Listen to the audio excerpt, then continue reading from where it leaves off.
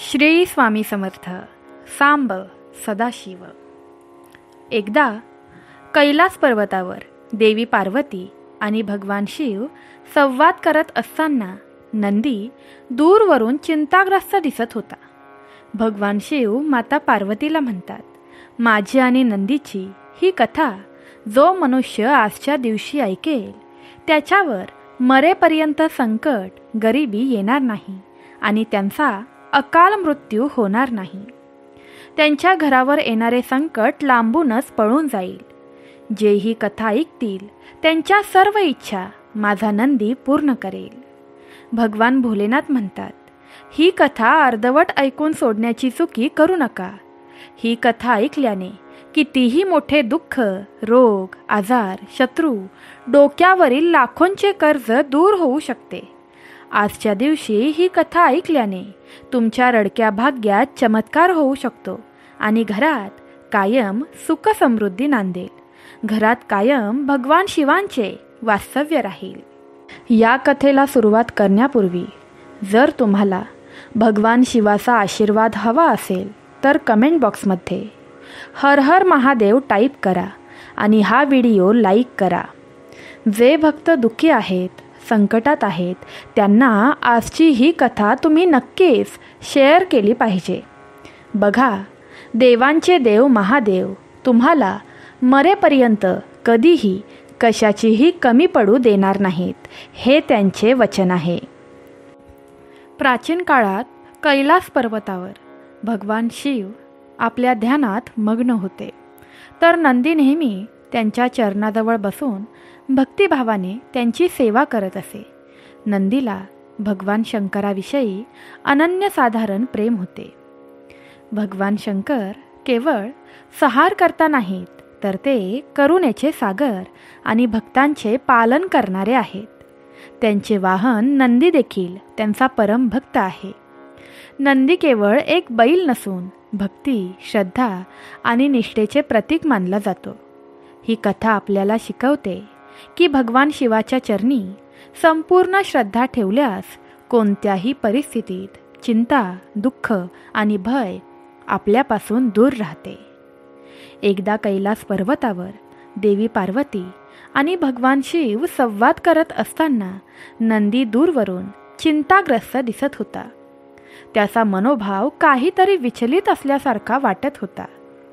देवी पार्वतीने हे लक्षात घेतले आणि नंदीला जवळ बोलावले. नंदी, तू इतका गंभीर का दिसतोस? तुझ्या मनात काही चिंता आहे का? पार्वती मातेने विचारले. नंदीने थोडा वेळ शांत राहून मग उत्तर दिले, माते, मी भाग्यवान आहे की मला भगवान शंकराची सेवा करण्याची संधी मिळते. पण कधी कधी मला चिंता वाटते की भविष्यात माझे काय होईल. मला असे वाटते की जर मी काही चूक केली तर माझ्या प्रभूंना राग येईल का? ते मला त्यांच्यापासून दूर तर करणार नाहीत ना? भगवान शंकराचं उत्तर आणि शिकवण ऐकत रहा.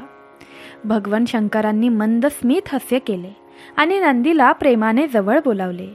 ते म्हणाले, नंदी, भक्ती ही विश्वासाने आणि प्रेमाने केली जाते. जोपर्यंत तुझ्या मनात निष्ठा आहे तोपर्यंत तुला कधीच माझ्यापासून दूर जाण्याची भीती बाळगण्याची गरज नाही. पण प्रभू, कधी कधी माझ्या मनात भीती निर्माण होते. भविष्यात कोणत्या संकटांचा सामना करावा लागेल हे माहीत नाही. माझी सेवा पूर्ण होईल का?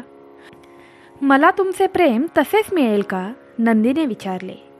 त्यावर भगवान शिवांनी एका हातात आपले त्रिशूल घेतले आणि कैलासाच्या एका भागावर वार केला. त्या ठिकाणी लगेचच एक सुंदर जलाशय निर्माण झाला. त्यांचे तेज त्या पाण्यात मिसळले आणि त्यांचे निर्मळ पाणी आकाशा इतके स्वच्छ झाले. नंदी, या पाण्यात पहा, तुला काय दिसते? भगवान शंकरांनी विचारले. नंदीने त्या पाण्यात पाहिले आणि त्याला त्याच्या स्वतःच्या प्रतिबिंबासोबत भगवान शिवांचे प्रतिबिंब दिसले. तो आश्चर्यचकित झाला आणि म्हणाला, प्रभू, मी यात मला आणि तुम्हाला दोघांनाही पाहतो. शंकरांनी उत्तर दिले, हे सत्य आहे.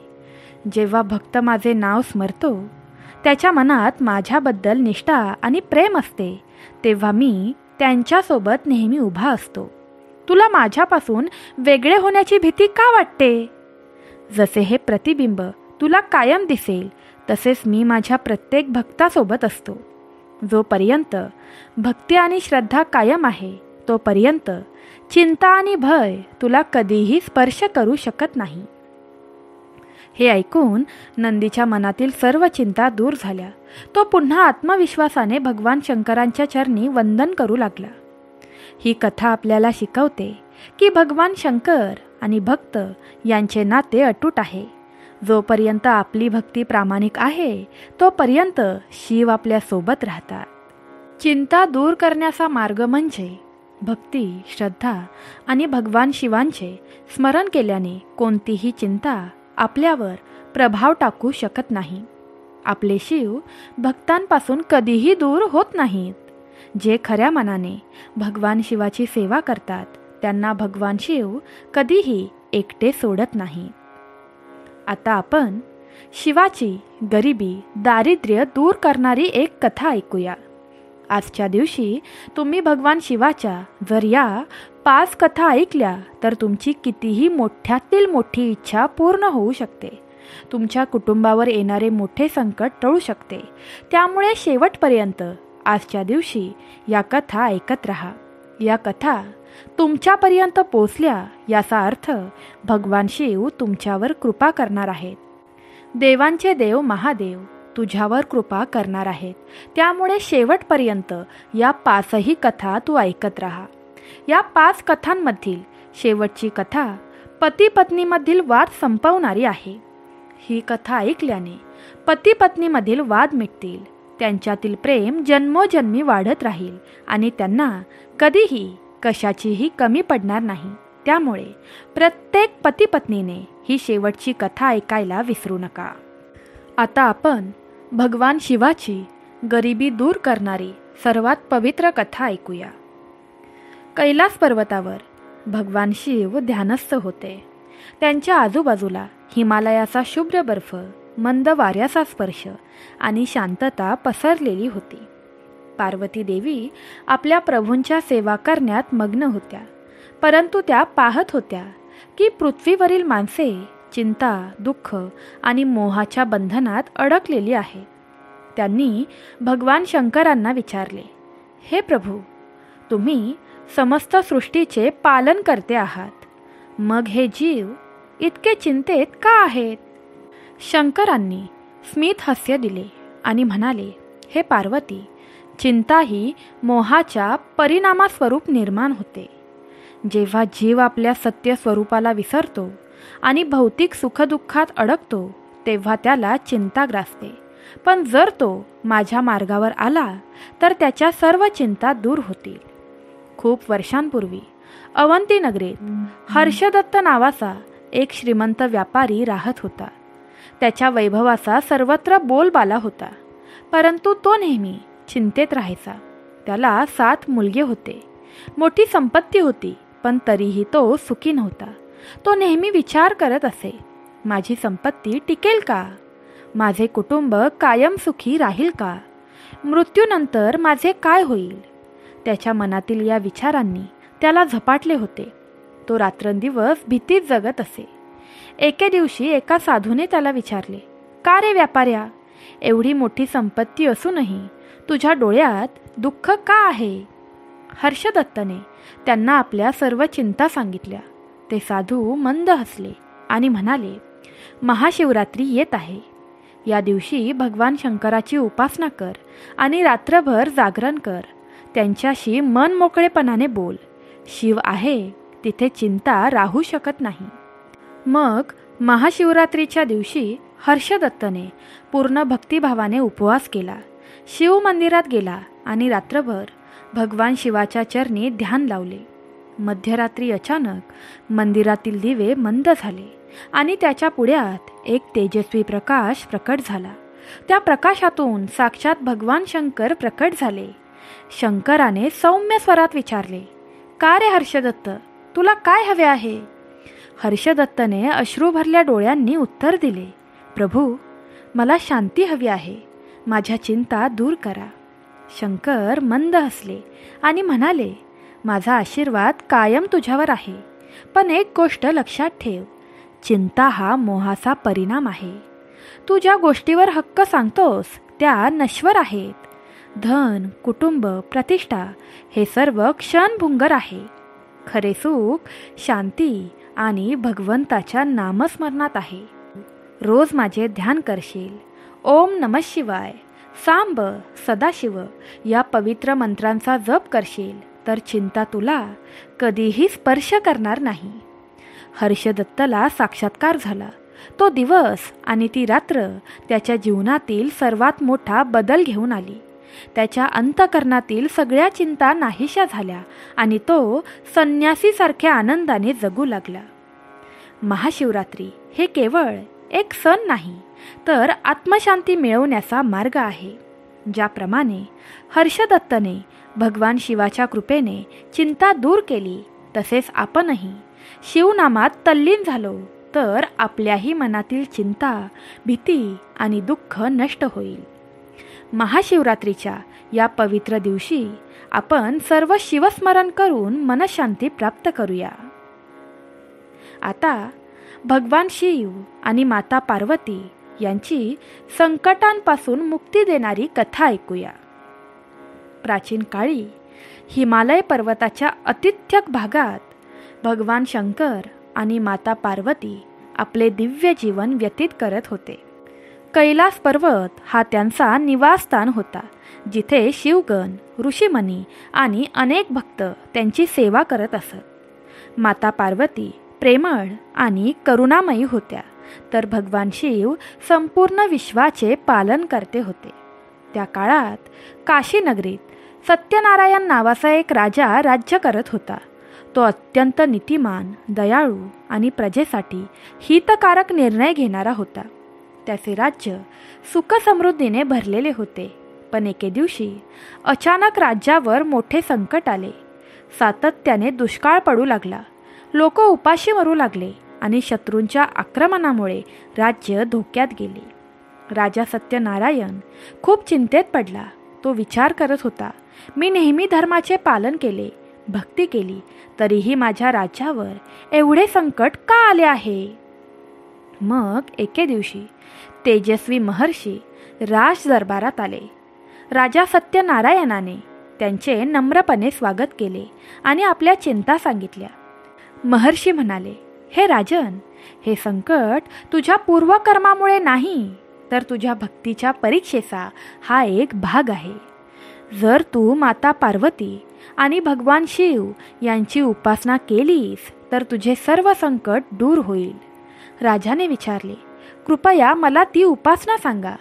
महर्षींनी सांगितले, महाशिवरात्रीच्या दिवशी रात्रभर जागरण कर, शिवलिंगावर गंगाजल अर्पण कर, बेलपत्र वाहा आणि ओम नमः शिवाय, हर हर महादेव, सांब, सदाशिव या 3 मंत्रांपैकी एका मंत्राचा अखंड जप कर. तसेच माता पार्वतीची पूजा करून स्त्रियांना सुवासिनी म्हणून सन्मान दे. भगवान शंकर आणि माता पार्वती प्रसन्न झाल्यास तुझे सर्व संकट नष्ट होईल. मग राजा सत्यनारायणाने त्वरित संकल्प घेतला आणि महाशिवरात्रीचे व्रत करण्यास प्रारंभ केला. संपूर्ण राजवाड्यात शिवभक्तीचे वातावरण निर्माण झाले. भक्तगणांनी मंदिरात शिवलिंगाची पूजा केली, स्त्रियांनी माता पार्वतीची आराधना केली आणि सर्वांनी रात्रभर ओम नमः शिवाय या मंत्राचा जप केला. रात्रीच्या शेवटच्या प्रहरात अचानक मंदिराचा संपूर्ण परिसर तेजस्वी प्रकाशाने उजळून गेला. त्या दिव्य प्रकाशातून भगवान शंकर आणि माता पार्वती दोघेही प्रकट झाले. त्यांचे तेज इतके प्रखर होते की सर्व भक्त वंदन करण्यासाठी खाली झुकले. भगवान शिवाने सौम्य स्वरात विचारले, राजा सत्यनारायण, आम्ही तुझ्या भक्तीने प्रसन्न झालो आहोत. सांग, तुला काय हवे आहे. मग राजानेही हात जोडून विनंती केली, प्रभू, माझ्या राज्यातील सर्व संकट दूर करा. माझ्या प्रजेचे भले व्हावे आणि माझ्या लोकांना सुख शांती लाभावी. मग भगवान शिवांनी आनंदाने वरदान दिले, हे राजन, तुझी भक्ती खरी आणि निस्वार्थ आहे. म्हणूनच तुझ्या राज्यावरचे सर्व संकट या क्षणाला नष्ट होत आहे. त्या क्षणी आकाशात मेघ दाटून आले आणि राज्यात पहिल्या पावसाच्या थेंबांनी दुष्काळ समाप्त झाला. शत्रूंच्या सैन्याने अचानक युद्ध सोडून पळ काढला. प्रजेच्या मनात आनंद संचारला आणि संपूर्ण राज्यात उत्सव सुरू झाला. तो उत्सव म्हणजे महाशिवरात्रीचा उत्सव. माता पार्वतीने देखील मग आशीर्वाद दिला. जो भक्त संकटाच्या वेळी माझ्या आणि शंकराच्या चरणी शरण जातो त्याला आम्ही कधीही दुःख भोगू देणार नाही.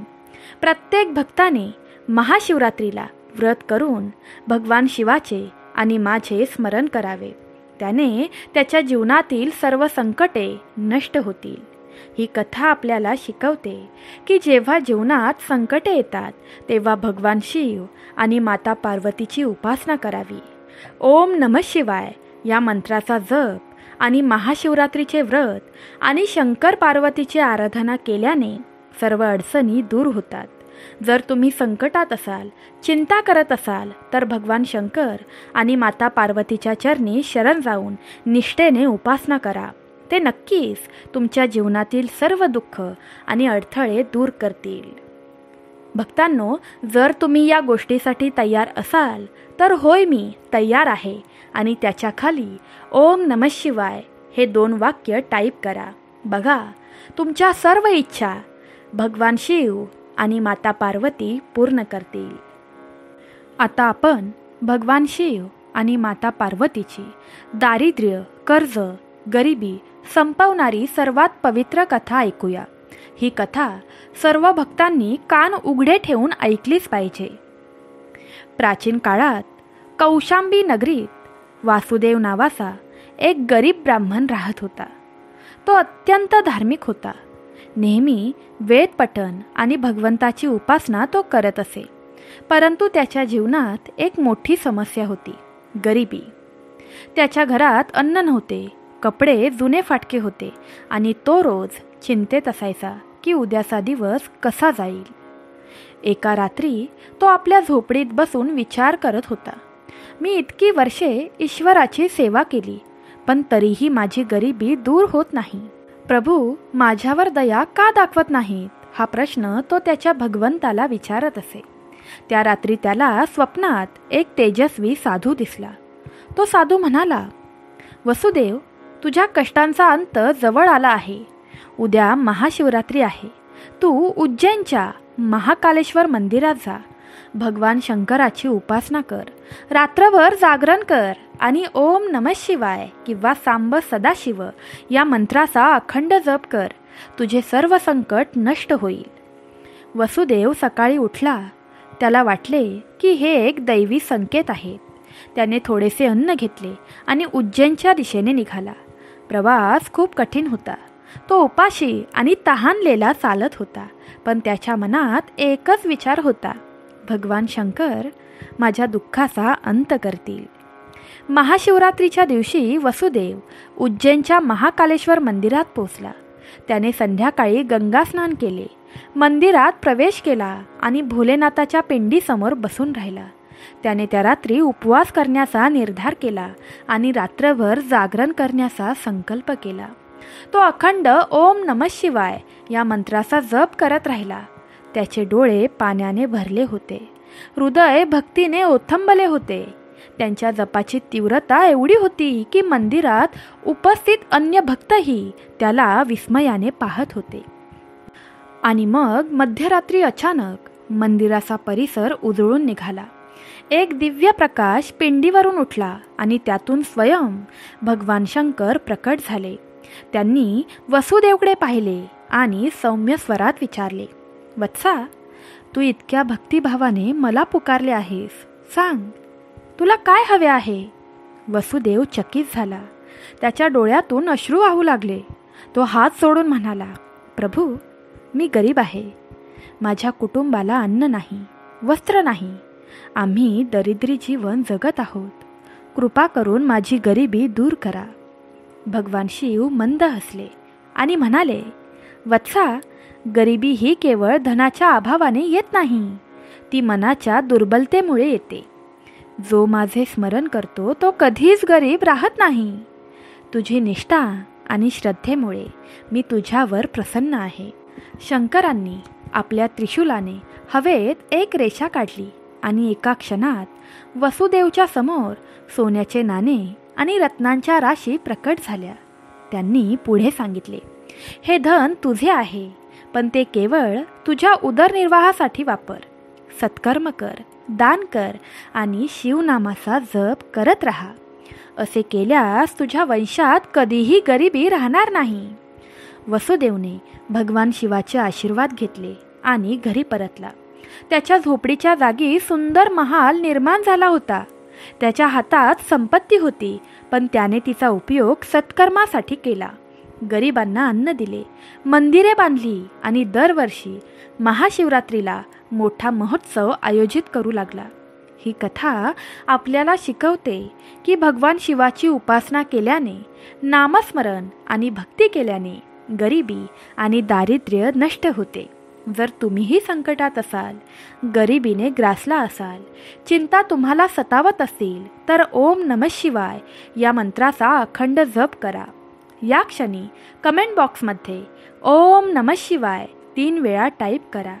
आपल्या चॅनलला सबस्क्राईब करा. भगवान शंकर नक्कीच तुमच्यावर कृपा करतील आणि तुमच्या जीवनातील दारिद्र्य दूर होईल. आता आपण अजून एक भगवान शिवाची गरिबी, चिंता, भीती आणि शत्रूंचा नाश करणारी ही पवित्र कथा ऐकणार आहोत. भक्तांनो, भगवान शिव हे करुणेचे सागर आणि सर्व संकटे दूर करणारे आहेत. ते केवळ संहार करता नाहीत, तर भक्तांसाठी पालन करते आणि संकटमोचकही आहेत. जो त्यांचा अखंड जप करतो त्यांच्यावर ते कृपा करतात आणि त्याला कोणत्याही संकटात एकटे सोडत नाहीत. ही कथा अशा भक्ताची आहे जो आपल्या दुःखाच्या गर्तेत अडकला होता, पण भगवान शिवाच्या कृपेने त्याचे जीवन पूर्णपणे बदलले. तुम्ही ही कथा शेवटपर्यंत ऐकली तर भगवान शिव तुमच्यावरही कृपा करतील. प्राचीन काळात एका गावात सोमनाथ नावाचा एक गरीब ब्राह्मण राहत होता. तो अत्यंत भक्तिमान होता, पण त्याच्या जीवनात गरिबी, चिंता आणि भीतीने घर केले होते. त्याचे घर मोडकळीस आले होते. त्याच्याकडे पुरेसे अन्नही नव्हते आणि शत्रू सतत त्याचा अपमान करायचे. तो रोज गावातील श्रीमंत लोकांकडे जात असे आणि काही ना काही काम मागत असे, पण कोणीही त्याला मदत करत नसे. लोक त्याला हिणवत, जर तुझा शिव इतका महान असेल तर तो तुला गरिबीपासून मुक्त का करत नाही? सोमनाथाच्या मनात कधी कधी शंका येई, मी इतके वर्ष भगवान शिवाची सेवा केली, तरीही माझे जीवन असेच का आहे? पण लगेचच तो स्वतःला सावरत असे आणि शिवनामाचा जप करत असे. एक दिवस गावात एक साधू आला. त्याने सोमनाथाला पाहिले आणि विचारले, वत्सा, तू एवढा दुःखी का दिसतोस? मग सोमनाथाने त्याच्या जीवनातील सगळ्या व्यथा सांगितल्या. गरिबी, चिंता, भीती आणि शत्रूंचा त्रास सांगितला. साधूने मंद स्मित हास्य दिले आणि विचारले, वत्सा, तू महाशिवरात्रीला भगवान शिवाची कठोर तपस्या करू शकतोस? मग रात्रभर जागरण कर, ओम नमः शिवाय या मंत्राचा जप कर आणि त्यांना बेलपत्र अर्पण कर. शिवशंकर नक्कीच प्रसन्न होतील. सोमनाथाने लगेचच संकल्प केला की या महाशिवरात्रीला मी उपवास करेन आणि अखंड जप करेन. महाशिवरात्रीच्या दिवशी सोमनाथ नदीत स्नान करून शिव मंदिरात गेला. त्याने संपूर्ण दिवसभर उपवास केला आणि बेलपत्र अर्पण करत राहिला. रात्रभर ओम नमः शिवाय या मंत्राचा जप केला. त्याचा आवाज मंदिरभर घुमू लागला.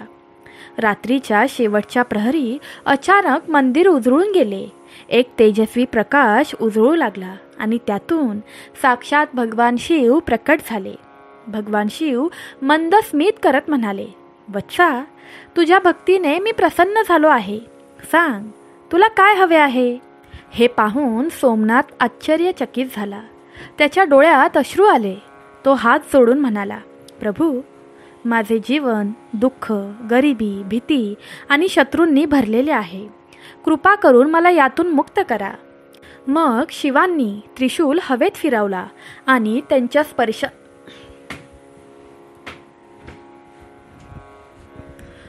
भगवान शिवांनी त्रिशूल हवेत फिरवला आणि त्याच्या स्पर्शाने संपूर्ण गावात एक अद्भुत बदल घडला. सोमनाथाच्या झोपडीच्या जागी एक सुंदर महाल प्रकट झाला. त्याच्या अंगावर जुने फाटके कपडे होते, पण ते सोन्याच्या वस्त्रांमध्ये बदलले. त्याच्या समोर धान्य, फळे आणि संपत्तीच्या राशी प्रकट झाल्या.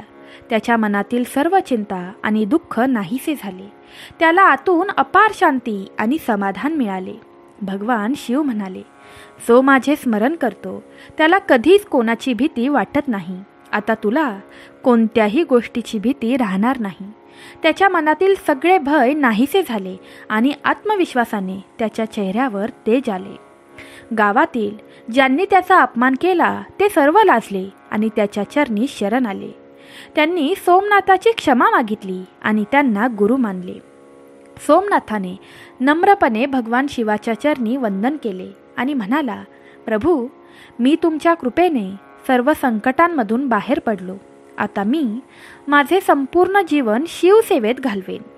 भगवान शिव मग प्रसन्न झाले आणि आशीर्वाद देऊन अदृश्य झाले. भक्तांनो, ही कथा आपल्याला शिकवते की भगवान शिवाची निष्ठेने पूजा केल्याने जीवनातील गरिबी, चिंता, शत्रू नष्ट होतात. भगवान शिवाला नमन केल्याने आर्थिक अडचणी दूर होतात आणि जीवनात समृद्धी येते. ओम नमः शिवाय या मंत्राचा अखंड जप केल्याने मन शांत होते आणि सर्व चिंता नाहीशा होतात. भगवान शिव भक्तांचे रक्षण करतात आणि कोणत्याही संकटाला तोंड देण्याचे सामर्थ्य देतात. जेव्हा आपण निष्ठेने शिवभक्ती करतो तेव्हा शत्रू स्वतःच नमते घेतात आणि आपल्याला त्रास देणे थांबवतात. जर तुम्हीही कोणत्याही संकटात असाल, गरिबी, चिंता, भीती किंवा शत्रूंच्या त्रासाने ग्रासले असाल, तर भगवान शिवाचे स्मरण करा. ओम नमः शिवाय या मंत्राचा अखंड जप करा. महाशिवरात्रीला व्रत ठेवा आणि शिवलिंगावर बेलपत्र अर्पण करा. भगवान शिव तुमच्या सर्व अडचणी दूर करतील आणि तुम्हाला एक नवीन आनंदी जीवन देतील. भक्तांनो, आता आपण शेवटची भगवान शिव आणि माता पार्वतीची ही कथा ऐकणार आहोत. ही कथा ऐकल्याने पती पत्नीमधील वाद दूर होतात, प्रेम वाढते आणि घरात सुख समृद्धी येते. त्यांचा संसार सुखाचा होतो. जर तुमच्या वैवाहिक जीवनात काही अडचणी असतील तर भगवान शिव आणि माता पार्वती यांची मनपूर्वक पूजा करा. भक्तांनो, वैवाहिक जीवन हे प्रेम, विश्वास, समर्पण आणि परस्पर आदरावर आधारलेले असते. मात्र जीवनात कधी ना कधी पती पत्नीमध्ये मतभेद होतात. अशा वेळी जर संयम आणि प्रेम असेल तर कोणताही वाद दीर्घकाळ टिकत नाही. भगवान शिव आणि माता पार्वती हे जगातील सर्वात महान दाम्पत्य आहेत. त्यांच्यातही काही प्रसंगी मतभेद झाले, पण त्यांच्या प्रेमाच्या बंधाने सर्व वाद मिटले. ही कथा त्यांच्याच जीवनावर आधारित आहे, जी पती पत्नीमध्ये प्रेम वाढवते आणि वाद मिटवण्यास मदत करते. कैलास पर्वतावर भगवान शिव आणि माता पार्वती यांचे सुंदर जीवन होते. दोघेही परस्पर प्रेमाने एकमेकांची काळजी घेत होते. भगवान शिवांना ध्यान आणि साधनेत अधिक रस होता, तर माता पार्वतीला कुटुंब आणि प्रेम यावर अधिक विश्वास होता. एके दिवशी माता पार्वतीने भगवान शिवांकडे एक इच्छा व्यक्त केली. प्रभू, आपण कैलासावर राहतो, पण मला पृथ्वीवरील सुख उपभोगायचे आहे. आपण एक सुंदर राजमहाल बांधूया आणि त्यात आनंदाने राहूया. भगवान शिव मंद स्मित करत म्हणाले, प्रिय पार्वती, सुखदुःख क्षणिक आहे. आपण साधेपणात जीवन व्यतीत केले पाहिजे. ही संपत्ती, ऐश्वर्य, महाल हे सर्व नश्वर आहे. मात्र माता पार्वतीला हे पटले नाही. त्या म्हणाल्या, प्रभू, मी तुमची पत्नी आहे. माझी काही छोटी स्वप्ने आहेत. मला देखील सुखी जीवन जगायचे आहे. आपण एक राजमहाल नक्कीच बांधूया.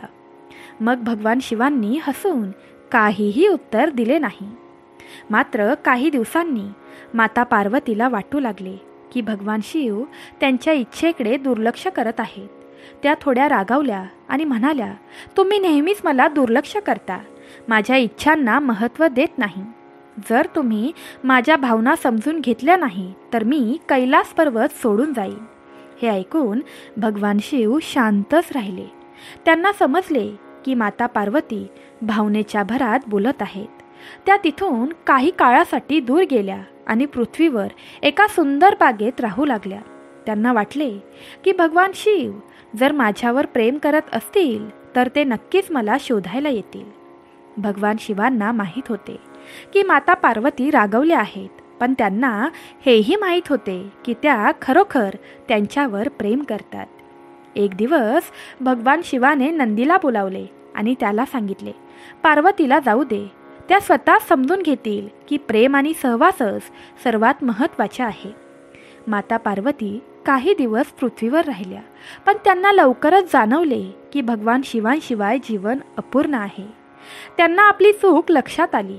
त्या म्हणाल्या, माझे खरे सुख शिवाच्या सानिध्यात आहे, त्यांच्यासोबतच मी आनंदी राहू शकते.